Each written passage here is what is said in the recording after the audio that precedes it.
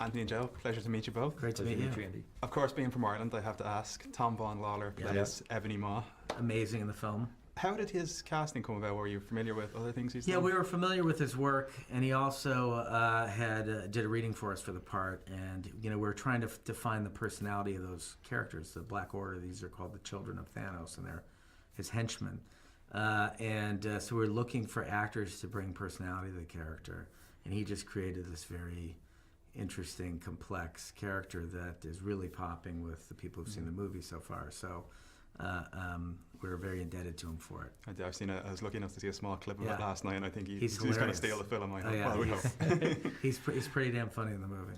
Yeah. You're putting together probably the largest ensemble cast that's ever been put together.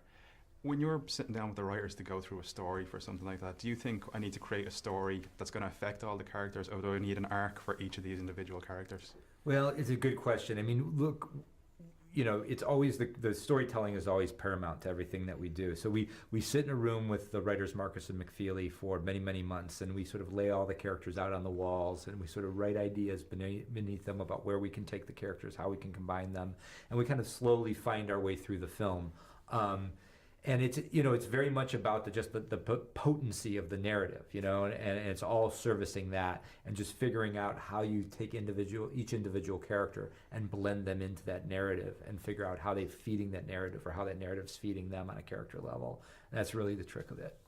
And on those characters, would you have a lot of say in what goes on in other films, or would you watch something like Thor Ragnarok and think Taika Waititi just ripped Thor's eye out of his head, destroyed his world, and made it hilarious? What do we do now? That's part of the fun. We love that stuff. You have to, you have to take what's preceded you in the MCU as a given, and that's sort of like the point you're carrying forward from, and that's exciting on a storytelling front. Everybody gets to work on their own movies individually. Marvel's very good about each thing is its own thing, and they want everyone's own voice into those films. As you can see, Thor Ragnarok is very different than what Taika did with it is very different than what Ken Branagh did with it. Our interpretation of Captain America is very different than Joss Whedon's interpretation of Captain America, and I think the audience loves that. I think they love the surprises that go along with that, and frankly, as filmmakers, we love those surprises as well. We go, okay, great, now Thor's got one less eye, and let's figure it out. You've gotten to introduce Spider-Man, you've got to introduce Black Panther, Captain Marvel now is the next one. Do you have a layout of what's going to be part of that film, the solo film, or do you put your own take on it and kind of leave it to them to we kind of put, like we did with Spider-Man. I mean, that was our interpretation of Spider-Man, and then John Watts picks up that interpretation. He does his interpretation of it. But we knew that we always wanted a kid to play the part. I grew up a Spider-Man fan, and one thing I felt was missing from the pantheon of Spider-Man movies was somebody actually close to the age of 16 who could portray the character. So that was our choice, and or Chadwick with Black Panther. I mean, there's a certain regality and mystique to him as an actor that was really important to the part. Again, because we're only seeing just the surface of it. But we don't then enact or ascribe to the next filmmaker what to do with the character. They look at what we did the same way that we've looked at people prior to us, and they pick up the ball and run with it. I'm a big fan of your work on Arrested Development and Community. We got to see the stair car in Civil War. That's we right. got to see Danny Pudi in Winter Soldier. Doctor Strange is in this film. Yeah. Any chance we see him maybe in the Gothic Castle with There's a few surprises coming. I would say that Arrested Development fans should keep their eyes open in this one. Oh, nice. So we might see Job, Tony Wonder, Doctor Strange team up. You might see, you got to look.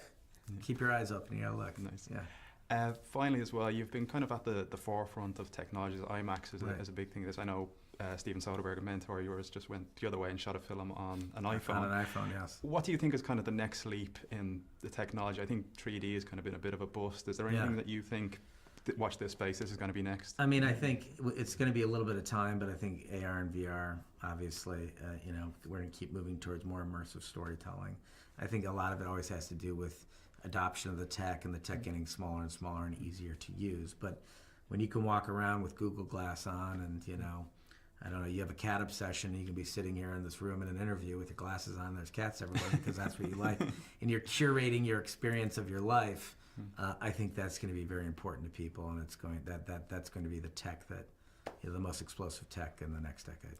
as storytellers, do you worry that that will take away from the story and it'll become kind of a gimmick as opposed to what we're looking at on the screen? Well, I mean, look, we've always like you mentioned the example with Steven Soderbergh too, shooting a movie on an iPhone. It's like, you know, we've always embraced technology as a way to allow ourselves to find new creative forms of expression. You know, so I don't think that the technology almost doesn't matter in the sense that it can't corrupt what you're trying to do as an artist or as a storyteller. It can only serve as a tool for what you're trying to do or not.